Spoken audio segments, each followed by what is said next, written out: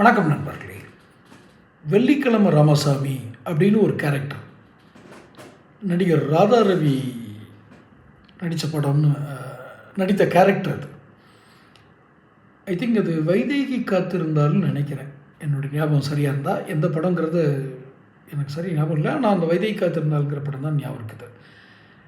அவர் பேர், அந்த கேரக்டர் பேர் வந்து வெள்ளிக்கிழமை ராமசாமி. அதாவது ஒரு மார்க்கெட்டில் வெள்ளிக்கிழமை தோறும் வந்து கப்பம்னா அந்த லஞ்சம் வாங்கிட்டு போவார். அதாவது கப்பம் கட்டுறதுன்னு சொல்லுவாங்க இல்லையா, அந்த கடையில் இருக்கவங்கள்டெல்லாம் வசூல் பண்ணுவார். வெள்ளிக்கிழமை ராமசாமி வந்திருக்கேன் அப்படின்னு ஒரு பெல்ட்டோ ஏதோ ஒரு சாட்டையோ வச்சுருப்பார். அதை கையில் ஒரு ஆயுதம் மாதிரி வச்சுருப்பார். அதை பார்த்தோன்னே பயந்து போய் அங்கே இருக்கிறவங்கெல்லாம் காசு கொடுத்துருவாங்க. அந்த வெள்ளிக்கிழமை ராமசாமியை பார்த்தா எல்லோரும் பயப்படுவாங்க. அது மாதிரி நான் வில்லனாக சொல்ல வரல, ஒரு கதாநாயகன் இருக்கார், அரசியல்காரர் வந்துட்டார். அவர் வார இறுதி நாட்களில் மட்டும் பிரயாணம் பண்ணிகிட்டு இருந்தார். வெள்ளிக்கிழமை ராமசாமி மாதிரி வார இறுதி நாட்களில் மட்டும்தான் வருவார். ஆனால் அவர் வாக்குகளை இப்படி அவர் வேறு விதமாக ரசிகர்களுடைய வாக்குகளை வாங்கணும்னு நினச்சார். நான் இப்படி சொல்கிறதுனால அவர் ரசிகர்கள் கோபம் வரலாம். யார் சொல்கிறேன்? அந்த நடிகர், அரசியல்வாதியான நடிகர். இப்போ அதையும் விட்டுட்டார். ஆனால் கல்யாண வீட்டுக்கெலாம் போவார். கல்யாண வீட்டுக்கு போவார், ரிசப்ஷன் போவார், தான் சொந்த வேலையெல்லாம் செய்வார்.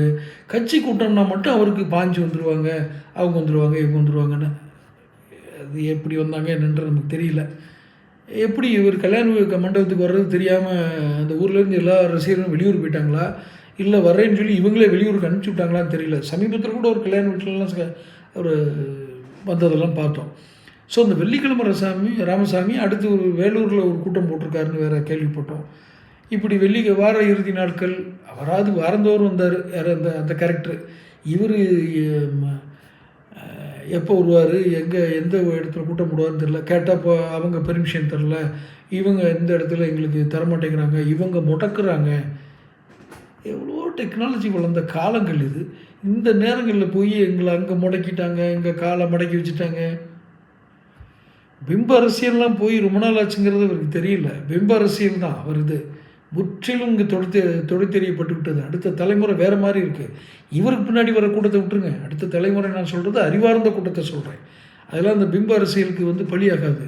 சிறுபான்மை ஓட்டு கிடைக்கும், அவங்க ஓட்டு கிடைக்கும், இவங்க ஓட்டு கிடைக்கும்லாம் கேவலமான கணக்கு போட்டு தான் அவர் உள்ள நடிகர் வர்றார். அதனால் அந்த வெள்ளிக்கிழமை ராமசாமி தன்னை ஓரளவுக்காவது டியூன் பண்ணிக்கிட்டு கொஞ்சம் நல்ல கேரக்டரோட, அவர் கெட்ட கேரக்டர்னு சொல்ல வரல, கொஞ்சம் அரசியலுக்கு தகுந்த கேரக்டரோட அப்படி கூட திருத்திக்கலாம்.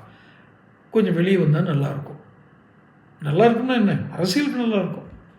தொடர்ந்து பேசுவோம். Channel subscribe